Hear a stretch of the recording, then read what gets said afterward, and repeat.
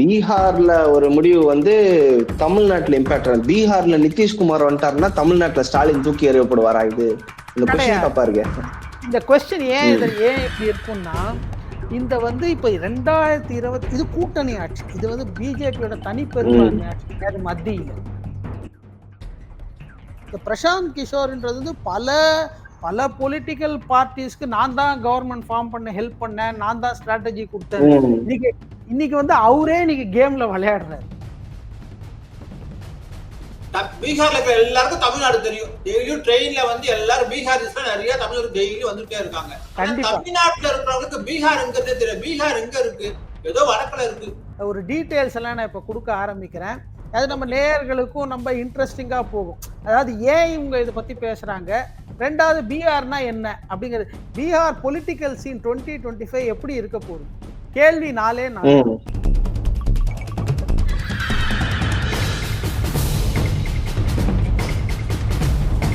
அன்பு TN tax 24 நேயர்கள் அனைவருக்கும் வணக்கம். இப்ப நம்ம பண்ண போறது ஒரு சீரீஸ் ஆஃப் வீடியோ அப்படின்னு சொல்லணும். இது நிச்சயமாக ஒரு வீடியோவோட நிற்க போவதில்லை.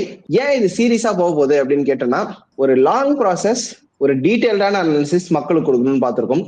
பீகார் எலெக்ஷன்ஸை பத்தி நம்ம எடுக்க போறோம். ஏன்னா இன்னும் சில நாட்கள்ல வந்து பாத்தீங்கன்னா ஒட்டுமொத்த மீடியா ஹவுஸும் பீகார் எலெக்ஷனை இன்ச் பை இன்ச்சா லைன் பை லைனா கவர் பண்ண ஆரம்பிச்சிருவாங்க.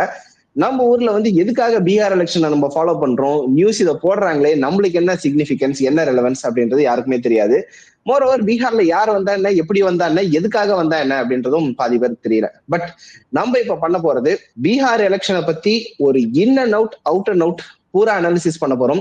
எதற்காக இந்த அனாலிசிஸ் அப்படின்றதும் உங்ககிட்ட வைக்க போறோம். And at end of the day உண்மையிலே நம்ம அனாலிசிஸ் எந்த அளவுக்கு ரிஃப்ளெக்ட் ஆக போகுது அப்படின்றத பொறுத்து தமிழ்நாடு எலெக்ஷனுக்கான ஒரு டீடைல் அனாலிசிஸும் இதை தொடர்ந்து நம்ம பண்ணுவதற்காக இருக்கிறோம்.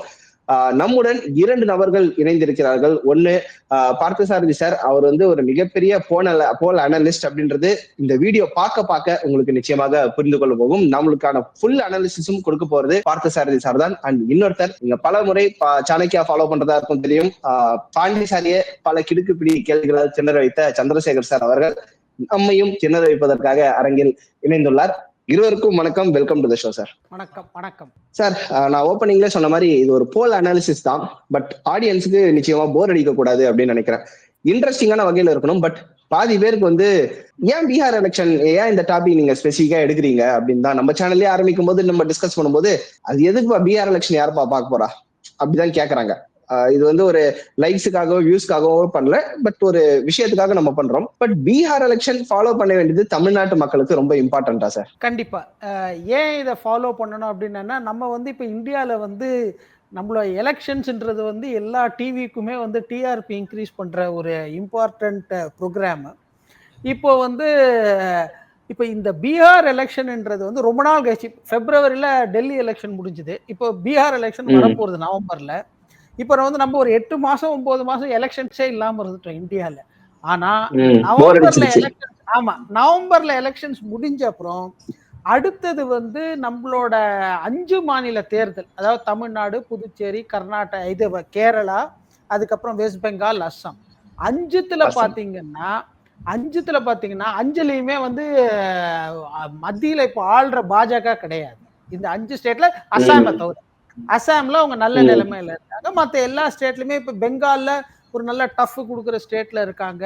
கேரளா, தமிழ்நாட்டுல ரொம்ப ஃப்ரிஞ்சா தான், ரொம்ப ஓரமா தான் விளையாடுறாங்க. சின்ன பார்ட்டி தான் அது. புதுச்சேரியில நம்ம ஆட்சியில இருக்காங்கன்னு சொல்லலாம். ஆனா அது உண்மையிலே பெருமைப்படக்கூடிய விஷயமா அப்படின்னு சொல்ல முடியாது.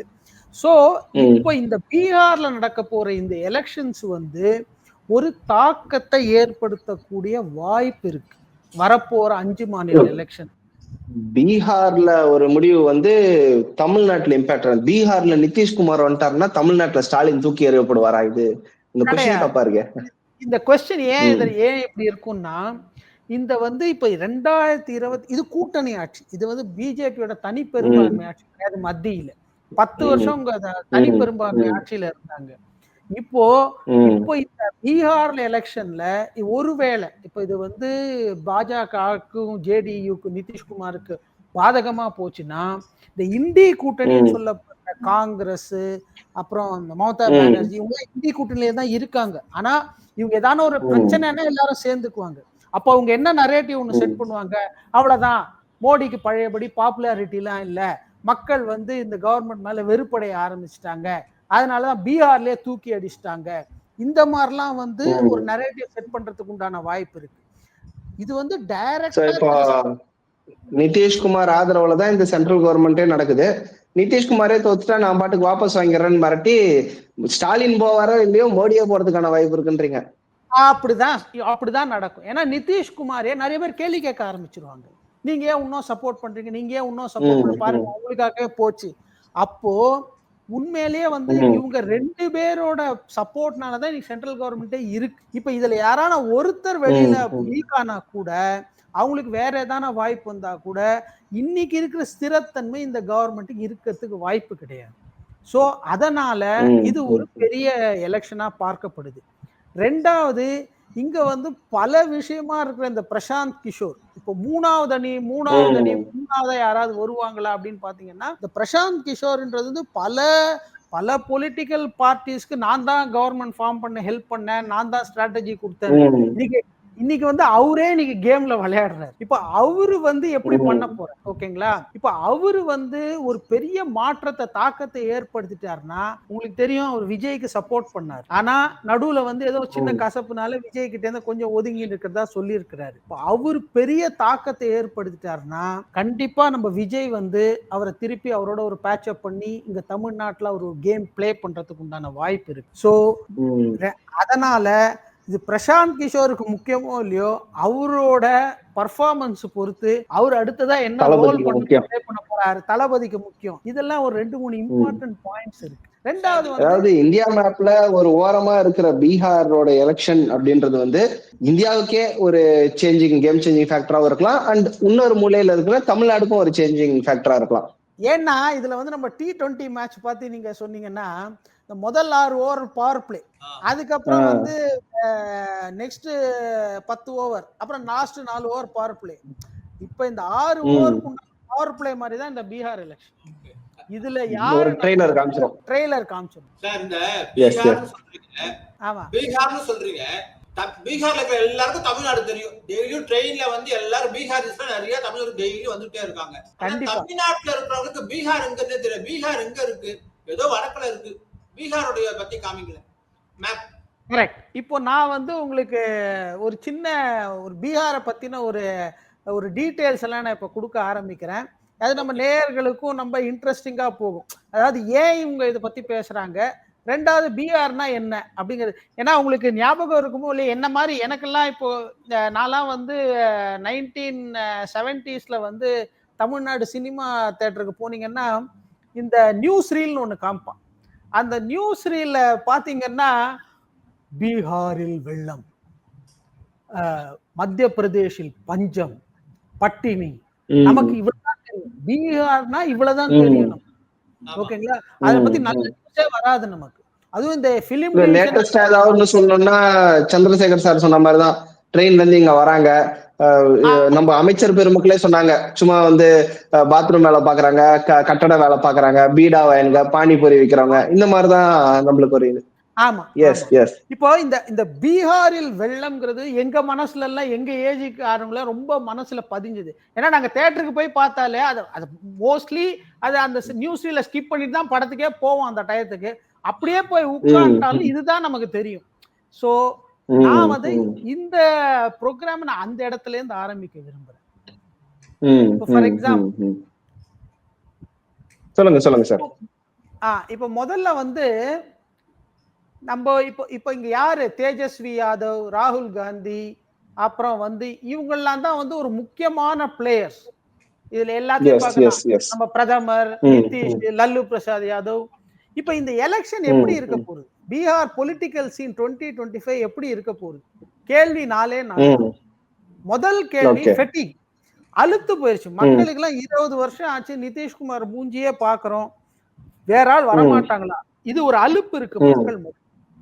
ரெண்டாவது ஆன்டி சார், பட் நீங்க இவ்வளவு இது காமிக்கிறீங்க, நம்ம ஊர் ஆளுங்களுக்கு வந்து தேஜஸ்வி யாதவ் யாரு, லாலு பிரசாத் யாதவ் யாரு, நம்ம ஊர்ல வந்து இன்னும் நிறைய பேர் அமிதாப் பச்சனும் தங்கர் பச்சானும் அண்ணன் தம்பிங்களா அப்படின்னு கேக்குறாளுங்க. நீங்க டைரக்டா தேஜஸ்வி யாதவும் லாலு பிரசாத் யாதவும் காமிச்சீங்கன்னா கன்ஃபியூஸ் ஆகும். அதனால நம்ம நேயர்களுக்கு இல்ல நான் இதுவும் இன்னும் சிம்பிளிஃபைடா கேக்குறேன். ஃபர்ஸ்ட் பீகார பத்தி அதோட ஹிஸ்டரி பத்தி ஒரு ரொம்ப ஷார்ட்டா ரொம்ப டீடைல்டு கூட தேவையில்ல நம்மளுக்கு. ஷார்ட்டா பீகார பத்தி ஒரு இன்ட்ரோ கொடுத்துருங்க சார். இதான் பீகார் மேப். பீகார் மேப் பாத்தீங்கன்னா இதுக்கு ஒரு பக்கம் உத்தரப்பிரதேஷ் இருக்கு, அதுக்கு தலைக்கு மேல நேபாள் இருக்கு, இந்த பக்கம் பாத்தீங்கன்னா வெஸ்ட் பெங்கால் இருக்கு, இதுக்கு கீழே ஒரிசா. இதுதான் பீகார். நேபாள் பார்டர்ல இருக்கு. அதாவது இது வந்து கங்கை நதி பாயிற இடம். இந்த ஊர்லாம் உத்தரப்பிரதேஷ் பீகார்ல கங்கை நதி பாயிற இடம். ஓகேங்களா? வளமான பிரதேசமா இருக்கணும், செழிப்பா இருக்க வேண்டிய பிரதேசம். ஆனா பீகாருக்கு வந்து ஒரு கெட்ட பேர் இருக்கு. சிக் ஸ்டேட், பிமாரு ஸ்டேட்னு ஒரு கெட்ட பேர் இருக்கு. பிமாருனா ஹிந்தில உடம்பு சரியில்லைன்னு சொல்லுவாங்க, நோய்வாய்ப்பட்டவன் அந்த மாதிரி சொல்றதுக்கு. நோய்வாய்ப்பட்டவன் அர்த்தம். அதுக்கு ஏன் இந்த ஒரு இது வந்து ஒரு அக்ரோனிம் அப்படிம்பாங்க. பிமாருனா பிஏனா பீகார், எம்ஏனா மத்திய பிரதேஷ், ஆர்னா ராஜஸ்தான், யூனா உத்தரப்பிரதேஷ். இதான் பிமாரு ஸ்டேட். துக்கத்தை கூட தூக்கலா சொல்ற மாதிரி எவ்வளவு கலைநயத்தோட வச்சிருக்காங்க பேரை பிமாருன்ட்டு. இது எவ்வளவு சோகமயமான விஷயம்னு பாத்தீங்கன்னா, ஏன் இப்படி உங்களுக்கு இந்த பேர் வந்ததுன்னா, கிட்டத்தட்ட இந்த நம்ம 2000 வருஷம் வரைக்கும் அங்க வந்து இண்டஸ்ட்ரீஸ் கிடையாது, சரியா எலக்ட்ரிசிட்டி கிடையாது, ரோடு கிடையாது, தண்ணி கிடையாது. கங்கை நதி துள்ளி பாயிற இடம் அது. ஆனா தண்ணி கிடையாது, எஜுகேஷன் சரி கிடையாது, ஹெல்த் கேர் சரி கிடையாது.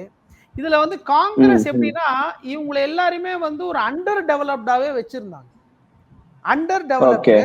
ரெண்டாவது வந்து கம்யூனல் வயலன்ஸ், எப்ப பார்த்தாலும் வயலன்ஸ் வெடிக்கும், அங்க பெரிய ரயட் நடக்கும், 100 பேர் செத்து போவாங்க. அப்புறம் அது வந்து அப்படியே மறைஞ்சு.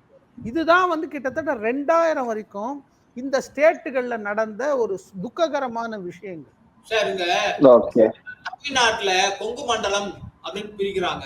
அதே போல சென்னை, எங்களோட கட்சி சென்னைனா டிஎம்கே அப்படின்னு சொல்றாங்க, சேப்பாங்க டிஎம்கேன்றாங்க. அந்த மாதிரி பீகார்ல பிரிச்சு கொங்கு மண்டலம் அந்த மாதிரி பீகார்ல எப்படி வைப்பாங்க, எப்படி இருக்கு பேர்? பீகார்ல அந்த மாதிரி ஒரு 6 ஸ்டேஜ் இருக்கு. பட் நம்ம அதை வந்து லேட்டஸ்ட் ஸ்டேஜ்ல பார்க்கலாம். நான் இங்கேயே கூட சொல்ல முடியும். இந்த பாயிண்டர் ரெட் கலர்ல இருக்கு பாருங்க, இது வந்து போஜ்பூர் ரீஜன் அப்படிம்பாங்க, இது அவாத் ரீஜன் அப்படிம்பாங்க, அப்புறம் இங்க திருகுத் ரீஜன். அதே மாதிரி அங்கேயும் ஒரு 6 ரீஜன் இருக்கு. ஓகேங்களா? அதுவும் பீகார் கொங்கு மண்டலம், சென்னை மண்டலம், டெல்டா மாதிரி அது மாதிரி 6 மண்டலங்கள் இருக்கு. எலக்ட்ரலா பாத்தீங்கன்னா நீங்க வந்து அங்க 6 மண்டலங்கள். கரெக்ட்டா? அங்க ஆமா, அங்க நீங்க வந்து இந்த மகாபாரதத்துல அங்க தேசம், மிதிலை, கர்ணன் வாழ்ந்த இடம் அங்க தேசம். அப்புறம் மிதிலை, சீதா பிறந்த இடம் மிதிலா, மிதிலா நகரில் சீதா ஜானகின்னு ஒரு பாட்டு கூட இருக்கு. மிதிலை அதான் இங்க நேபாள் மேல காமிச்சேன், அங்க மிதிலா அந்த ஏரியால தான் வரும் அது. அதே மாதிரி மகத தேசம் அப்படிம்பாங்க. ஒரு காலத்துல மகாபாரதத்துல மகத தேசம் அப்படிம்பாங்க, அதான் மகத தேசம். தட்சசீலா யூனிவர்சிட்டி அந்த மாதிரி யூனிவர்சிட்டிஸ் எல்லாம் கூட மகத தேசத்துல தான் வரும். நாங்க ரெட் கலர்ல பாயிண்டர் காமிக்கிற இடம் தான் நாலந்தா வருது. நாலந்தா அதுதான் யூனிவர்சிட்டி. 5000 ஆண்டுகளுக்கு முன்னாடி உலகத்துல கல் தோன்றி மண் தோன்றா காலம் இங்க தமிழ்நாட்டுல சொல்ற மாதிரி அங்க நாலந்தா யூனிவர்சிட்டின்னு ஒண்ணு இருந்தது. சோ இதான் பீகார். இப்போ ஒரு காலத்துல உலகத்துல எல்லாம் படிக்க வந்த இடம், ஆனா இப்ப வந்து அண்டர் டெவலப்டா இருக்கக்கூடிய இடமும் அதேதான். இதுக்கு காரணம் என்ன, சோகம் என்ன அப்படின்னீங்கன்னா, இதுக்கு ஒரு நம்ம வந்து கொஞ்சம் பின்னாடி போய் பார்த்தோம்னா, இப்போ வந்து இந்திரா காந்தி எமர்ஜென்சி டிக்ளேர் பண்ணாருன்றது நமக்கு தெரியும் 1975ல ஒரு ஜூன் மாசம். இந்த எமர்ஜென்சி டிக்ளேர் பண்ண உடனேயும் ஜெயபிரகாஷ் நாராயணன் ஒரு மாபெரும் தலைவர் ஒருத்தர் வந்து சுதந்திர காலத்துல இருந்து இருந்தாரு. அவர் தான் இதை எதிர்த்து கடுமையா போராடி அந்த 1977ல ஜனதா பார்ட்டி ஃபார்ம் ஆகிறதுக்கு காரணமே அவர் தான். அப்போ இந்தியா ஃபுல்லா அறியப்பட்ட லீடர்ஸ் தான் இந்த லீடர்ஸ். ராம் மனோகர் லோகியா, இப்ப நமக்கு தெரிஞ்சது வாஜ்பாய், அத்வானி. அப்புறம் சந்திரசேகர் நமக்கு தெரியும். 4 மாசம் இருந்தாரு. இந்த கற்பூரி தாக்கூர் அப்படின்னு ஒருத்தர் பேரு கேள்விப்பட்டிருக்கீங்க. பாரத் ரத்னா கொடுத்தாங்க, தேடி கண்டுபிடிச்சு அவர் கொடுத்தாங்க. ஏன்னா அவர் வந்து பீகார்ல வந்து அவர் பெரிய காந்தியவாதி. நம்ம காமராஜ், கக்கன் சொல்ற மாதிரி கற்பூரி தாக்கூர். அப்புறம் பகுகுணா, ராஜ் நாராயண், ராம் மனோகர் லோகியா. இந்த ராம் மனோகர் லோகியா, ராஜ் நாராயணன், ஜெயபிரகாஷ் நாராயணன் இவங்களோட சிஷ்ய கோடிங்க தான் இன்னைக்கு அரசியல்ல கோலாச்சர சீனியர்ஸ். இதுல நம்ம லல்லு பிரசாத் யாதவ் பத்தி கேள்விப்பட்டிருக்கோம். அவர் 1970களில் ஸ்டூடெண்ட் லீடரா வந்தார் பாட்னா யூனிவர்சிட்டி. பல போராட்டங்கள், எமர்ஜென்சி பீரியட்ல பல போராட்டங்கள், ஜெயபிரகாஷ் நாராயணன், ராம் மனோகர் லோகியா இவங்களோட தலைமையை ஏற்று கடுமையா போராடி, இன்ஃபேக்ட் நம்ம சுதந்திரத்தை ஒரு 2வது சுதந்திரத்தை மீட்டு தந்தவர்கள் இவங்க எல்லாரும் ஒரு காலத்துல ரொம்ப ரோல் பிளே பண்ணிருக்காங்க. அதாவது எல்லாரும் அரசு பண்ணிட்டு இருந்தாங்க. அப்ப இவங்க எல்லாம் எப்படி போராட்டம் பண்ணிருக்க முடியும்? இவங்க எல்லாம் 2 வருஷம் 1 வருஷம் 3 வருஷம் ஜெயில இருந்தவங்க. அத்வானி வாஜ்பாய் ஜெயில இருந்தாங்க, நம்ம அருண் ஜேட்லி ஜெயில இருந்தாங்க, நம்ம ஸ்டாலின் மாதிரி எமர்ஜென்சில அஃபெக்ட் ஆயிடுச்சு. இப்போ உங்களுக்கு லல்லு பிரசாத் யாதவ் பத்தி ஒரு அழகான ஸ்டோரி சொல்லணும்னா, அவரோட பொண்ணு பேரு மீசா பாரதின்னு பேரு. அப்ப நமக்கு தெரியல, மீசா சட்டத்துல தான் ஸ்டாலின் உள்ள போனார், மீசா சட்டத்துல உள்ள போனார் அப்படிமாங்க. மீசானா ஆமா இல்ல அதுல வந்து மீசானா MISA maintenance of internal security act. Lalu Prasad Yadav அவரை ஜெயில போட்டதுனால அப்ப ஒரு பொண்ணு பிறந்தவங்க பேரு மீசானே வச்சாரு. மீசா பாரதி, பாரதத்தை தேசத்தை குறிக்கிறதும் அவ மீசா சட்டத்துல இருக்கும்போது பிறந்ததுனால அவளுக்கு மீசா பாரதினே பேர் வச்ச. இந்த அம்மா அந்த அம்மா இப்ப எம்பியா இருக்காங்க, பார்லிமெண்ட்ல இருக்காங்க. அடுத்தது நம்ம நிதிஷ்குமார், அவரும் வந்து ஜேபி மூவ்மெண்ட்ல ஜாயின் பண்ணி 1974ல இருந்த ரொம்ப கடுமையா போராடினவர். அப்புறம் ஜார்ஜ் பெர்னாண்டஸ் நான் ஏன் இங்க போடணும், 2வது இந்த வாஜ்பாய் அத்வானி கூட போடணும், ஆனா நான் ஏன் ஜார்ஜ் பெர்னாண்டஸ் இங்க போடணும், அவர் வந்து ஸ்ட்ரீட் பாலிடிக்ஸ்ல அவர் வந்து பயங்கரமான கில்லாடி. இந்தியாவே ஸ்தம்பிக்க வச்சார் 1973ல. ஒரு ரயில்வே ஸ்ட்ரைக் பண்ணி இந்தியாவே ஒரு 3 நாள் நிறுத்தி காமிச்சார் அவர். அததான் இப்ப ரீசெண்டா ராகுல் காந்தி எல்லாம் ட்ரை பண்ணாங்க, ஆனா அது நடக்கல. ஆனா இந்த அப்புறம் இன்னைக்கு நம்ம வந்து உத்தரப்பிரதேஷ் பாலிடிக்ஸ்ல நம்ம அகிலேஷ் யாதவோட ஃபாதர் ராம்விலாஸ் யாதவ், சிராக் பாஸ்வானோட ஃபாதர் ராம்விலாஸ் பாஸ்வான், இவங்க அகிலேஷ் யாதவ் ஃபாதர் இது சொல்லிட்டீங்க, முலாயம் சிங் யாதவுக்கு ராம்விலாஸ் யாதவ்னு சொல்லிட்டீங்க. Just correct. முலாயம் சிங் யாதவ் அப்புறம் ராம்விலாஸ் பாஸ்வான். ராம்விலாஸ் பாஸ்வான்ல இவங்க எல்லாம் எப்படின்னா வந்து அடிமட்டத்துல இருந்து போராடினவங்க, தெருவில் இறங்கி இவங்க எல்லாம். சோ இன்னைக்கு இவங்க பசங்கள்லாம் தலையெடுத்துட்டாங்க, இன்னும் சில லீடர்ஸ் இருக்காங்க. சோ இப்படிப்பட்ட ஒரு என்னோட கேள்வி அங்கதான் வந்தது. ஏன்னா நீங்க சொன்ன ஒவ்வொரு லீடர் ஆகட்டும், லாலு பிரசாத் யாதவ் ஆகட்டும், நிதிஷ்குமார் நம்ம ஒதுக்கி வச்சிருவோம், அண்ட் ராம்விலாஸ் பாஸ்வான் ஆகட்டும், எல்லா லீடர்ஸும் நீங்க சொன்னது அகிலேஷ் யாதவ், முலாயம் சிங் யாதவ் எல்லாருமே, ஈவன் அந்த ஜனதா கட்சி பிரேக் டவுன் ஆன பிஜு ஜனதா தள் ஆகட்டும், ராஷ்டிரிய ஜனதா தள் செக்யூலர், எல்லாத்துலயுமே வந்து ஒரு நெப்போட்டிசம்குள்ள நுழைஞ்சு அந்த கட்சி ஃபார்ம் பண்ணதுக்கான ஒரு அர்த்தமே இல்லாம போயிடுச்சோ. அது கண்டிப்பா அதுதான் இன்னைக்கு நடக்குது. இன்னைக்கு நீங்க பாத்தீங்கன்னா இன்னைக்கு வந்து இவங்கெல்லாம் வந்து ரொம்ப இப்ப இன்னைக்கு நம்ம வந்து ஒரு வகையில நம்ம பாரதிய ஜனதா பார்ட்டி ஏன் புகழறோம் மக்கள்லாம் சொல்றாங்கன்னா, அங்க வந்து நெப்போட்டிசம் இல்ல. அதாவது ஒரு குடும்பத்துல இருந்து அவன் பையன் எம்பி ஆகலாம், ஆனா கட்சி தலைவருங்கிறது வந்து ஒரே குடும்பத்துல இருந்து வர முடியாது.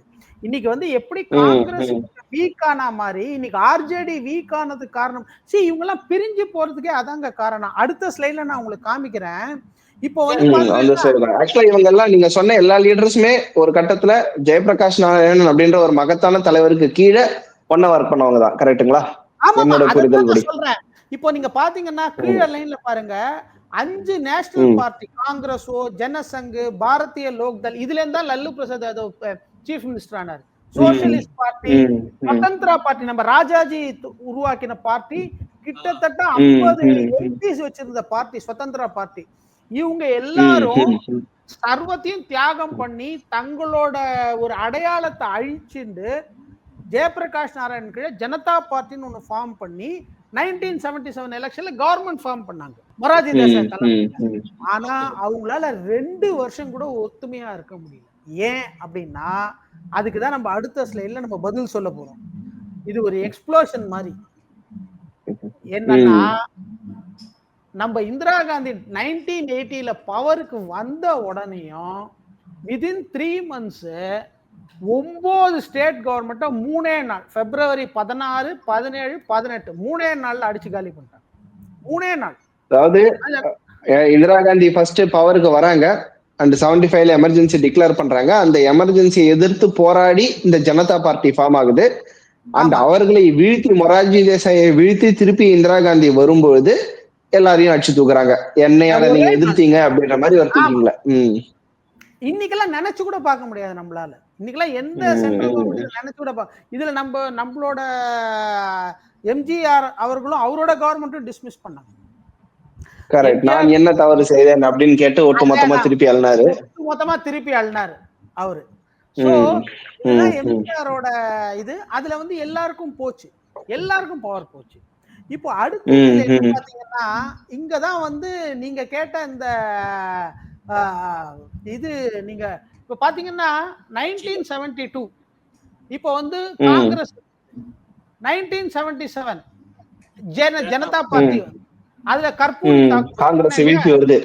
காங்கிரஸ் வீழ்ச்சி வருது. அவங்க 80ல காங்கிரஸ் அந்த கவர்மெண்ட்டை காலி பண்ணிட்டு திருப்பி காங்கிரஸே வந்துருது. ஓகே. அப்புறம் சோ மக்கள் சப்போர்ட் அவங்களுக்கு இருந்திருக்கு காங்கிரஸுக்கு. இல்ல அது என்ன ஆச்சுன்னா நம்ம ஜனதா பார்ட்டி ஒரு வகையில புகழ்ந்தாலும் ஆனா ஒரு வகையில ரொம்ப மோசமான அரசை கொடுத்தாங்க. அவங்க பல ஸ்டேட்ல வந்து ஒரு ஒரு அதாவது எந்த புது பார்ட்டி ஆனாலுமே ஒரு 3 வருஷம் 5 வருஷம் அவங்களுக்கு எல்லாருக்குமே வந்து யாருமே ஒரு பெரிய தலைவரா இருந்தது கிடையாது. எல்லாரும் ஸ்டூடெண்ட். இப்ப லல்லு பிரசாத் லீடர், அவரால எதிர்கட்சியில இருந்து குறை சொல்றது ஈஸி, ஆளுங்கட்சியா வந்து ஆக்சுவலா வேலை பார்க்கறது கஷ்டம். அந்த மாதிரி பண்ணவே முடியல. ரெண்டாவது வந்து அவங்களுக்குள்ள உட்கட்சி தகராறு அவ்வளவு மோசமா இருந்தது ஜனதா பார்ட்டின்னு. அடுத்த ஸ்லைட்ல காமிக்கிறேன். எவ்வளவு தடவை உடையணுமோ உடைஞ்சுக்கிட்டே இருக்கும். அது கட்சிகள் உடையறதே டெய்லி வேலையா போச்சு அவங்களுக்கு. இப்ப இவன் பதவிக்கு வந்தா மொரார்ஜி தேசாய் கால வாரிச்சதுக்கு சரண் சிங் கால வாங்கறதுக்கு இன்னொரு 10 பேர். இப்படி இருந்ததுனால மக்கள்லாம் வெறுத்து போய் இதுக்கு இந்திரா காந்தியே பெட்டர் அப்படின்னு சொல்லிட்டு எல்லாரும் திருப்பி இந்திரா காந்தி. தமிழ்நாடுல வந்து எப்படி இப்ப பாமகல இருந்து இப்ப பல்ரெட்டி வேல்முருகன் வெளில வந்தாரு, திருப்பி மதிமுக அதுல இருந்து உடைச்சு ஒரு குரூப் வச்சு, தேமுதிக இருந்து உடைச்சு சந்திரகுமார் வந்தாரு. அந்த மாதிரி உடைச்சுனே இருக்கிறாங்க பார்ட்டிய, உடைச்சுக்கிட்டே இருப்பாங்க கட்சியை. திமுக அதிமுக மதிமுக அப்படி வந்தா மாதிரி அந்த 1970 பீரியட்ல சொல்ல வரேன்.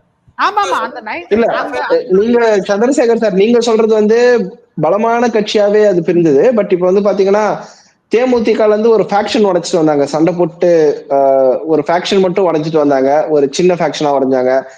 பாமகல இருந்து பன்ரொட்டி வேல்முருகன் அப்படி உடைச்சிட்டு வந்தாங்க. நெக்ஸ்ட் பன்ரொட்டி ராமச்சந்திரன் அவர் உடைச்சிட்டு வந்தாரு. சின்ன சின்ன சின்ன சின்ன சின்ன ஒரு அதிகார சண்டைக்காக உடைச்ச மாதிரி தான் எக்ஸாம்பிள் சொல்றாரு. ஆமா ஆமா. இப்ப என்ன ஆகும்னா நீங்க பாத்தீங்கன்னா நம்ம லல்லு பிரசாத் யாதவ் வந்து 1985 தலை தூக்கிட்டாரு. அவர் அந்த பாரதிய லோக்தள் மூலமா அப்போசிஷன் லீடர் ஆயிட்டாரு. அதாவது 1980ல ஜனதா பார்ட்டி பவர் போச்சு, இவங்க வந்தாங்க. ஆனா அடுத்த எலெக்ஷன்ல லல்லு பிரசாத் யாதவ் திருப்பி எல்ஓபி ஆயிட்டாரு. அதுக்கப்புறம் 1990ல ஜனதா தள் அந்த பாரதிய லோக்தள்ன்றத வந்து ஜனதா தள்னு ஆக்கி அத வந்து பவருக்கு வந்துட்டார். கோயலிஷன் கவர்மெண்ட் இந்த சிபிஐ. ஆனா இன்னைக்கு வரைக்கும் கூட அவங்களுக்கு வந்து இந்த சிபிஐ சிபிஐஎம்லாம் அவங்க கூட தான் இருக்காங்க. சோ அப்பவே வந்து இந்த லல்லு பிரசாத் அது ஒரு கோயலிஷன்ல ஒரு கவர்மெண்ட் ஃபார்ம் பண்ணி மேல வந்துட்டாரு. ஆனா இந்த ஜேஎம்எம் தான் இப்ப ஜார்க்கண்ட் தனியா ஸ்டேட் போயிட்டதுனால அந்த ஜேஎம்எம் தனியா பார்ட்டி ஆயிருச்சு. பட் ஆனா இந்த 1990ல இவங்க லல்லு பிரசாத் யாதவ் வந்துட்டாரு. அப்புறம் 1995லயும் அவர் வந்தார். 1995லயும் வந்துட்டு இந்த காவியமான ஒரு ஜங்கல் ராஜ், காவியமான ஜங்கல் ராஜ். ஐயோ அத பத்தி ஒரு தனியா நம்ம வந்து ஒரு நாள் ஃபுல்லா அந்த கேஸ் போடலாம் சார். ஆனா நான் இப்போ வந்து நான் அத இப்ப போடல. நான் அடுத்ததா அதை காமிக்கிறேன். நான் உங்களுக்கு அதை பத்தி நான் ஒரு வச்சிருக்கேன், ஒரு இன்ஃபர்மேஷன் காமிக்கிறேன்னா பிஆர் பத்தி பேசினா அந்த ஜங்கல் ராஜை பத்தி பேசாம நம்மளால இருக்க முடியாது. சோ காடு மாதிரி இருக்கு அந்த காட்டுல தலைவர் அந்த மாதிரியா? சரி சொல்லுங்க, ஆர்வமா இருக்கு. ஆமா ஆமா. இப்ப இந்த 1995ல 167 சீட்டு சரியான மெஜாரிட்டி, தனி பெரும் மெஜாரிட்டி. அப்புறம் வந்து அப்பவே பாத்தீங்கன்னா நமக்கு பிற்காலத்துல வந்து வாஜ்பாய் கவர்மெண்ட்ல பினான்ஸ் மினிஸ்டர் அந்த யஷ்வந்த் சின்ஹா தான் அப்ப பிஜேபிக்கு எதிர்கட்சி தலைவர். சோ பிஜேபி அப்பவே வந்து ஒரு முக்கியமான கட்சி ஆயிடுச்சு. பிஜேபி வந்து 80ல தொடங்கினாலும் 15 வருஷத்துல அவங்க மத்திய பிரதேஷ், பீகார் அங்க மாதிரி இடத்துல ரொம்ப பெரிய எதிர்கட்சின்ற ஸ்டேட்டஸ்க்கே வந்துட்டாங்க. அவங்க தமிழ்நாட்டுல அவங்களால ஒண்ணும் பண்ண முடியல. பட் ஆனா அங்கெல்லாம் எதிர்கட்சி ஸ்டேட்டஸ்க்கே வந்துட்டாங்க. அடுத்தது பாத்தீங்கன்னா இந்த 2000 இதுதான் வந்து லல்லு பிரசாதோட வீழ்ச்சிக்கு காரணமா இருந்த ஒரு டென்யூர். லல்லு பிரசாத் யாதவ் 97ல வந்து ஜெயில், அவர் பேர வந்து குற்றம் சாட்டப்பட்ட ஒரு ஜெயிலுக்கு போயிட்டாரு. அப்போ ஜெயிலுக்கு போனவரு தன் மனைவிய chief minister ஆக்கிடுறாரு, Rabri Devi. So இதுதான் வந்து பீகார் எலெக்ஷன்ல ஒரு பீகார் அரசியல்ல எகைன் ஒரு முக்கியமான திருப்பத்தை ஏற்பட்டது. கண்ட்ரி ஃபுல்லா ஒரு பெரிய அப்படியே ஆச்சரியப்பட்டு போயிட்டாங்க. என்னங்க இது, ஒரு கட்சி நீங்க சொன்னீங்க இல்லையா குடும்ப அரசியல்னு, ஜெயிலுக்கு போனா வைஃபை சீஃப் மினிஸ்டர் ஆக்கிறது. அந்த அம்மாக்கு என்னன்னே தெரியாது, அரசியல்னா என்னன்னு தெரியாது, கட்சினா என்னன்னு தெரியாது, அந்த மாதிரி வெளியில வந்ததே கிடையாது. படிப்பறிவு இல்லைன்னு சொல்ல முடியாது, அதை வந்து குற்றமா சொல்ல முடியாது, அந்த அம்மாக்கு எதுவுமே தெரியாது. ஆனாலும் அவரு ஜெயில இருந்துகிட்டு அந்த அம்மாவை வச்சு ஆட்சி பண்ணாங்க, அவ்வளவுதான். அப்போ ஆரம்பத்துல பீகார்ல வந்து காலத்தின் கட்டாயத்தினால பிஜேபி அவருக்கு சப்போர்ட் பண்ணி ஒரு அப்பதான் வந்து 2000ல வந்து பாத்தீங்கன்னா லல்லு பிரசாத் ராப்ரி தேவி சிஎம், அவங்க சப்போர்ட் பண்ணது யாருன்னு பாத்தீங்கன்னா பிஜேபி 41 சீட்டு, சமதா பார்ட்டி நிதிஷும் அவங்களுக்கு சப்போர்ட் பண்ணாங்க.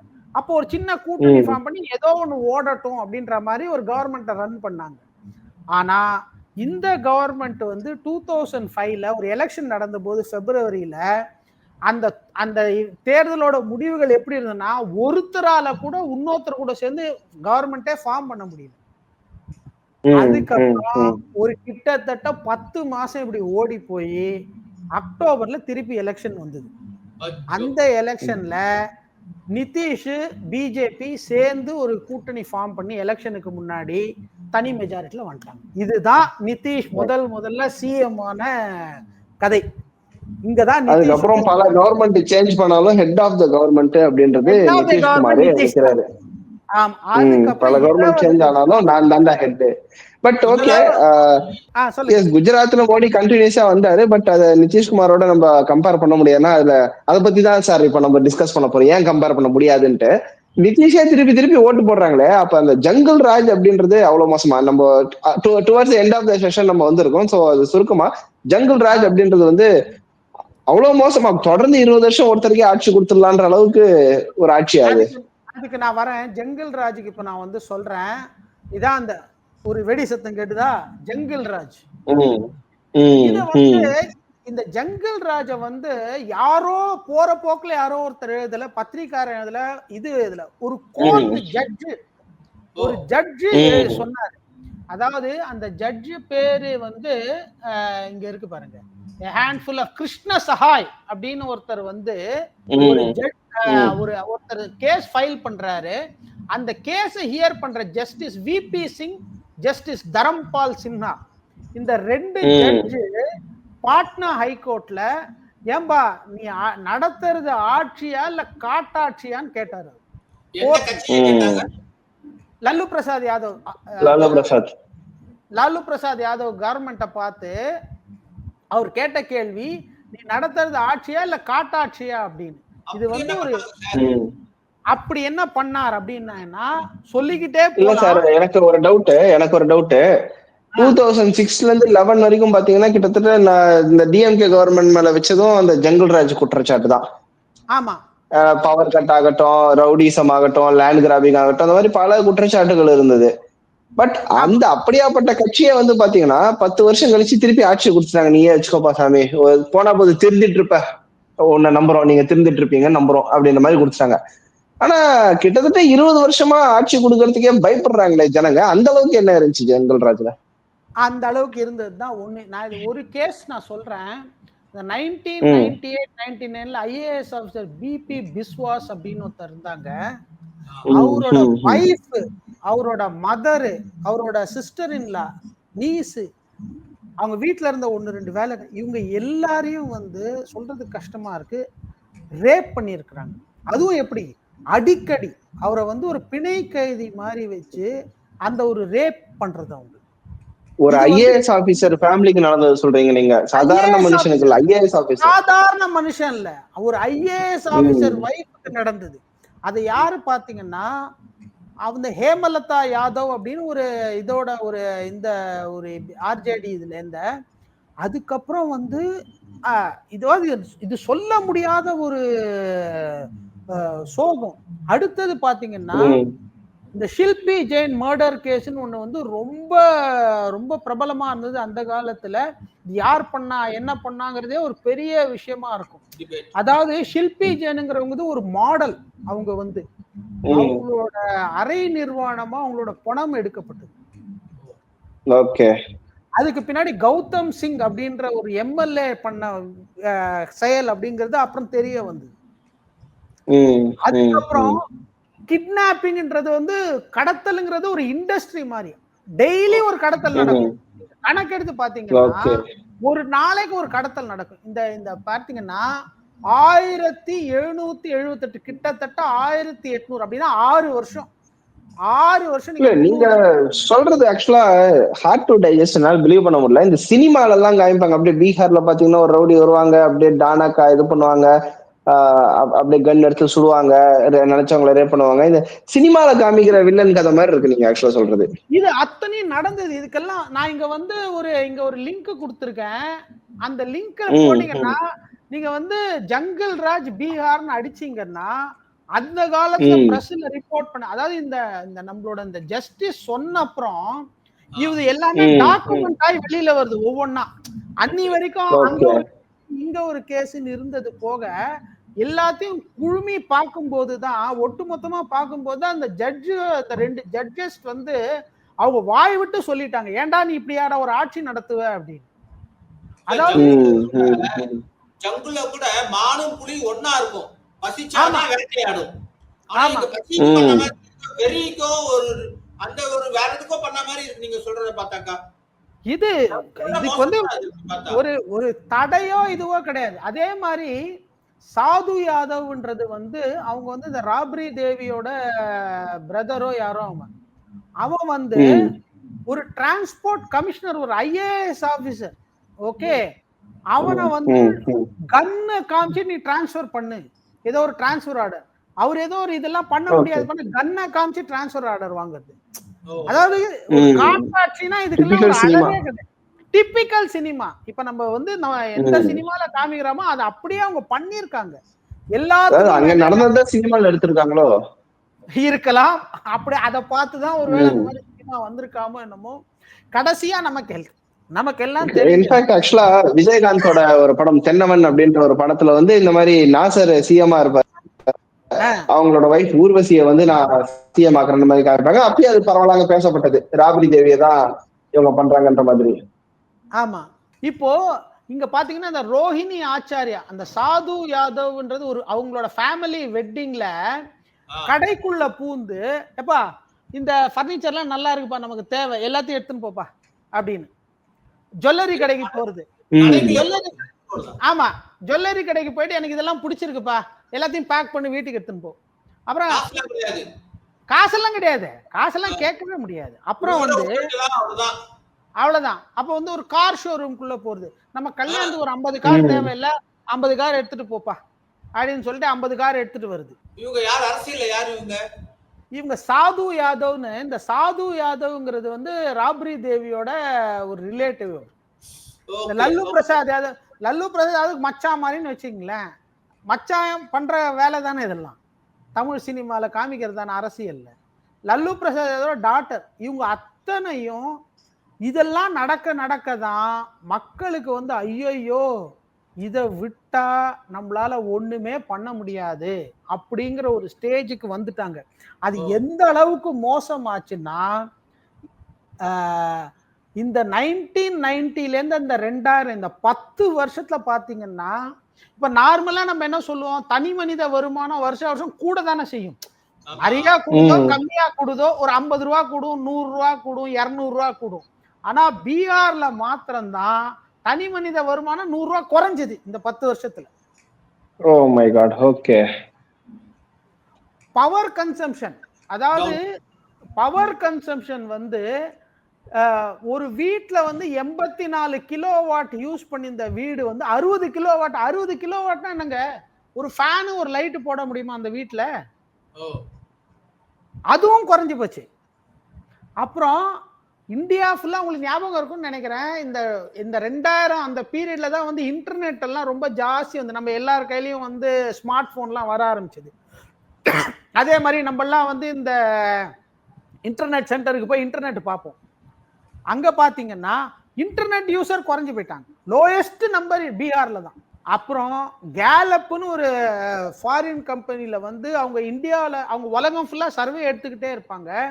அவங்க வந்து டிக்ளேரே பண்ணாங்க 1999ல இந்தியாலே worst state for investment Bihar தான் அப்படின்னு. இத்தனையும் வந்து இந்த இந்த பீரியட்ல நடந்தது 1990 to 2005. கடைசியா இதுக்கு எல்லாத்துக்கும் மகுடம் சூட்டினா மாதிரி நமக்கு எல்லாரும் தெரியும். மாட்டு தீவன ஊழல் 950 கோடி. மாட்டு தீவனம் புண்ணாக்கு,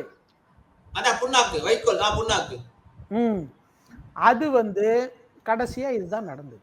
950 கோடி அந்த காலத்துல பெரிய அமௌண்ட் தான். பெரிய அமௌண்ட். ஓகே சார், நான் ஃபைனல் क्वेश्चनக்கு போகணும்னு நினைக்கிறேன் இந்த செஷனோட ஃபைனல் क्वेश्चनக்கு.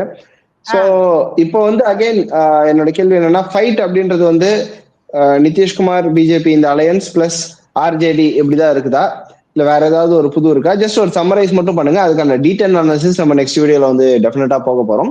சோ நம்மளுக்கு இப்போ புரிஞ்சது, ஓவராலா ஒரு விஷயம் தெரிஞ்சிருக்கும். யார் யார் களத்துல இருக்கிறாங்க இந்த வாட்டி? களத்துல இவங்க தான் இருக்காங்க. முதல்ல வந்து இதான் பார்ட்டிஸ். களத்துல வந்து 2 பகுதியா பிரிக்கலாம். மேல இருக்கிறது தான் NDA, Bharatiya Janata party, Janata Dal United, JDU. நம்ம இப்ப அடிக்கடி நம்ம சொல்லுவோம், நேயர்களுக்கு சொல்லலாம், பிஜேபி, ஜேடியு, அப்புறம் இந்த சிராக் பாஸ்வான் லோக் ஜனசக்தி பார்ட்டி, இந்துஸ்தான் அவாமி மோர்ச்சா, ஜித்தன் ராம் மாஞ்சி முன்னாள்ல கொஞ்ச நாள் ஒரு 9 மாசம் சீஃப் மினிஸ்டரா இருந்தவர். அப்புறம் இந்த ராஷ்டிரிய லோக் மஞ்ச் உபேந்திர குஷ்வாஹா, இவர் வந்து நம்மளோட ஒரு ஜாதி தலைவர் மாதிரி. குஷ்வாஹாங்கிறது ஒரு ஜாதி கம்யூனிட்டி, அதோட ஜாதி. அதே மாதிரி ராஜ்பர், சுஹேல் தேவ் பாரதிய சமாஜ் பார்ட்டி, இவங்க எல்லாரும் ஒரு அணி. இதுல பிரதானம் வந்து பிஜேபி, ஜேடியு. இது வந்து ஒரு சிராக் பாஸ்வான் ரொம்ப இம்பார்ட்டன்ட் ப்ளே பண்ண போறாரு. இந்த கீழே பாத்தீங்கன்னா, ஆமா சென்ட்ரல்ல மினிஸ்டரா இருக்காரு. கீழே பாத்தீங்கன்னா, ஆமா அவர் வந்து தன்னை வந்து மோடியோட ஹனுமான்னே சொல்லிக்கிறாரு அவரு. இப்ப கீழே பாத்தீங்கன்னா மகா கட்பந்தன். இந்த மகா கட்பந்தன் அப்படின்னா பெரிய மகா கட்பந்தன்னா தமிழ்ல சொன்னா மிகப்பெரிய கூட்டணி, பெரிய கூட்டணி. இதுல யாரு? லல்லு பிரசாத் யாதவோட பையன் தேஜஸ்வி யாதவ், இப்ப அவர் தான் தலைவர். ரெண்டாவது வந்து Lalu Prasad out of field ஆயிட்டாருங்களா? லல்லு பிரசாத் யாதவ் வந்து பின்னாடில இருந்து இயக்குறாரு, அவ்வளவுதான். அவர் வந்து டைரக்டா பொண்ணு பண்ண மாட்டாரு. அவரால் எலெக்ஷன்லாம் மீட்டிங்லாம் அட்ரஸ் பண்ண முடியாது. ரெண்டாவது அவர் வந்து என்னதான் இருந்தாலும் அவர் பெயில்ல தான் இருக்கிறாரு. சோ அதனால ஒரு மாசத்துக்கு முன்னாடி கோர்ட்ல ஒரு கேள்வி கேட்டாங்க, ஏங்க நீங்க வந்து உடம்பு சரியில்லை, நான் ஜெயில எல்லாம் இருக்க முடியாது, நான் ரொம்ப க்ஷீணிச்சு போயிட்டேன் அப்படின்னு தான் சொல்லிதான் பெயில் கேட்டீங்க. ஆனா நீங்க பண்ற வேலையெல்லாம் பாத்தீங்கன்னா நீங்க ஒண்ணு உடம்புலாம் நல்லா தான் இருக்கு போல இருக்கு, என்ன சொல்றீங்க அப்படின்னு கேட்ட உடனே இப்ப திருப்பி உட்காட்டாரு அவர்.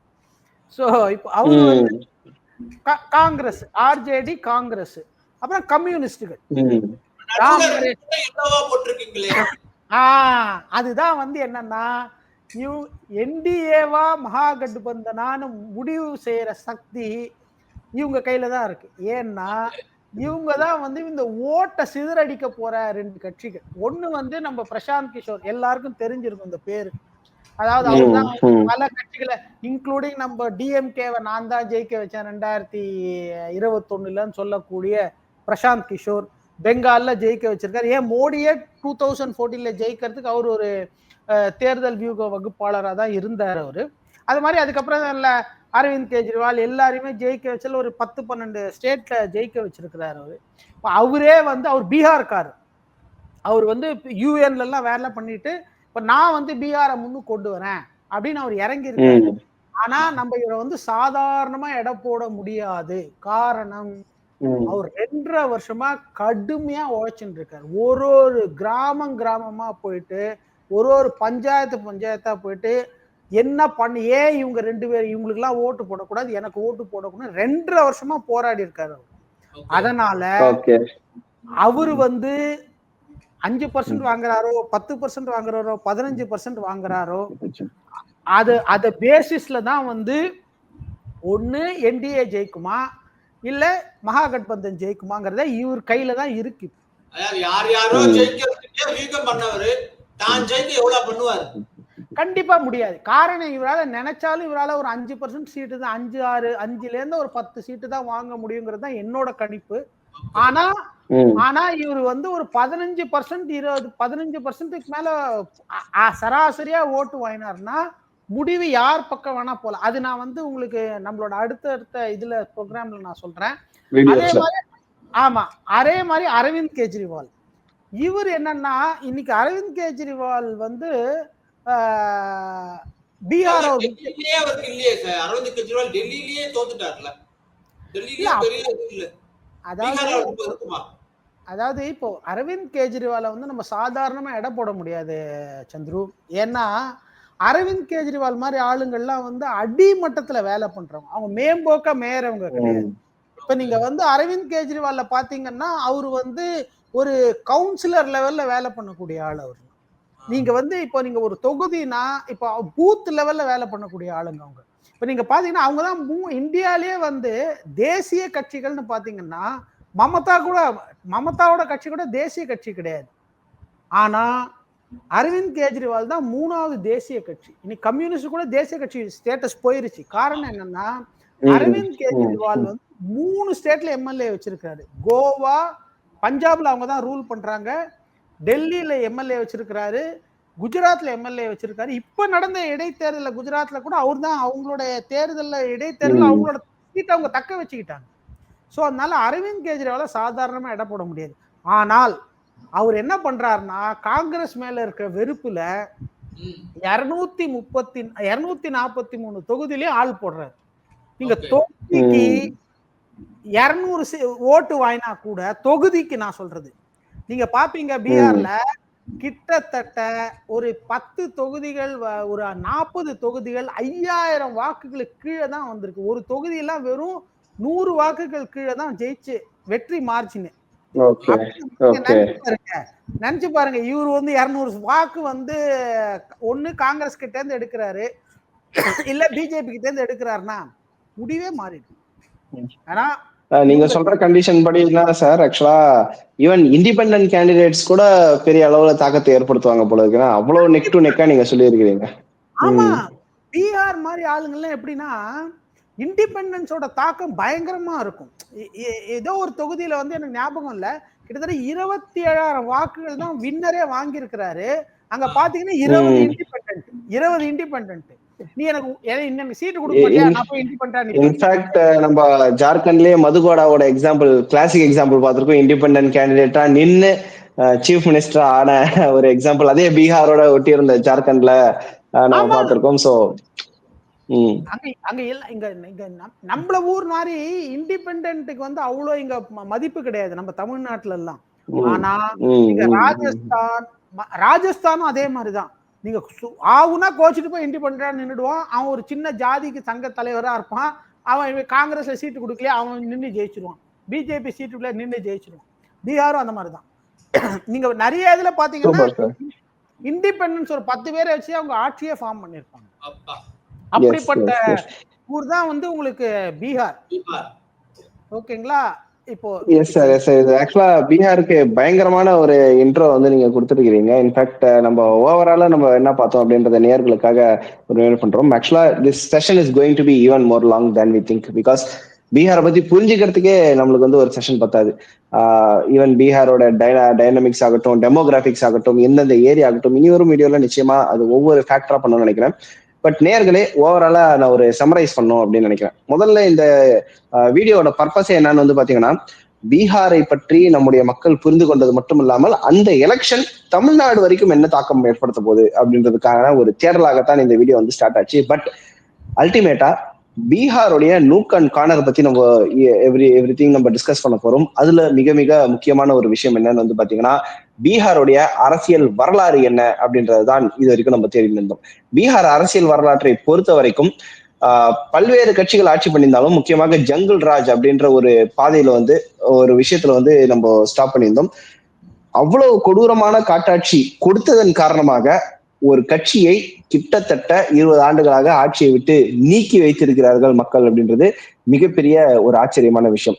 பட் அதே முக்கியமான கேள்வியை தேடும்போது நம்ம புரிஞ்சுக்க ஒரு விஷயம் என்னன்னா, பல்வேறு கட்சிகள் அங்க போட்டி போட்டாலும் சின்ன சின்ன ஃபேக்டர்ஸ், சின்ன சின்ன கட்சிகள் வெறும் 200 ஓட்டுகள் வாங்கக்கூடிய ஒரு சுயேட்சை வேட்பாளரால் கூட ஒட்டுமொத்த ஆட்சியே மாற்றக்கூடிய அளவுக்கு ஒரு காம்ப்ளெக்ஸான ஸ்ட்ரக்சராக இருக்கிறது பீகார் அப்படின்னு பார்த்திருக்கோம். இந்த வீடியோல எமர்ஜென்சி காலத்திலிருந்து பீகாருடைய அரசியல் எப்படி மாறியது, பீகார் அரசியலில் லாலு பிரசாத் யாதவ் என்ற ஒரு தனி மனிதர் எவ்வளவு தாக்கத்தை ஏற்படுத்தினார், அவர் எடுத்த ஒரு தவறான முடிவு எப்படி அந்த கட்சியையே ஒட்டுமொத்தமாக 20 ஆண்டுகள் அரசியலிருந்து ஒதுக்கி வைத்தது அப்படின்ற வரைக்கும் பார்த்திருக்கோம். இனி வரும் வீடியோக்கள்ல பீகாருடைய different segments, different point of voting pattern, different caste influence, பாராளுமன்ற தொகுதி எப்படி, சட்டமன்ற தொகுதி எப்படி, எந்த அரசியல் கட்சி தலைவர் எதனால் எப்படி தாக்கம் ஏற்படுத்த போகிறார், குறிப்பாக ஜன்சுராஜ் கட்சி மோடியில இருந்து இங்க இருக்கிற ஸ்டாலின் வரைக்கும், காஷ்மீர் முதல் கன்னியாகுமரி வரைக்கும் நான் ஒரு இன்ஃபுளுயன்ஸ் பண்ணக்கூடிய ஒரு ஸ்ட்ராட்டஜிஸ்ட் அப்படின்னு கிளைம் பண்ணிக்கக்கூடிய பிரசாந்த் கிஷோர் அவர்கள் அவர் என்ன தாக்கம் ஏற்படுத்த போகிறார் அப்படின்ற முதற்கொண்டு எல்லாத்தையும் விலாவரியாக நாம் டிஸ்கஸ் பண்ணதான் போகிறோம். நிச்சயமாக இது ஒரு வீடியோவில் முடியக்கூடிய விஷயம் அல்ல, பல்வேறு வீடியோக்களில் இனி வரும் காலங்களில் தொடர்ந்து நாம் வீடியோ செய்து கொண்டே இருப்போம். அந்த சக்சஸ் அப்படின்றது இதோட நிக்க போறது இல்ல, தமிழ்நாடு எலெக்ஷன்லயும் இது என்ன மாதிரியான தாக்கத்தை ஏற்படுத்த போகிறது அப்படின்றதையும் நம்ம இதே டீம் கூட டிஸ்கஸ் பண்ண போறோம். நிச்சயமாக பல்வேறு வீடியோக்கள் சந்திரசேகர் சாரும் பார்த்த சாரும் நம்ம கூட நிச்சயமாக பண்ணுவாங்க இனி வரும் காலங்களில் அப்படின்ற ஒரு நம்பிக்கையோடு அடுத்த வீடியோவில் சந்திப்போம். நன்றி sir, thanks for the show. நன்றி, வாய்ப்புக்கு நன்றி. மீண்டும் சந்திப்போம்.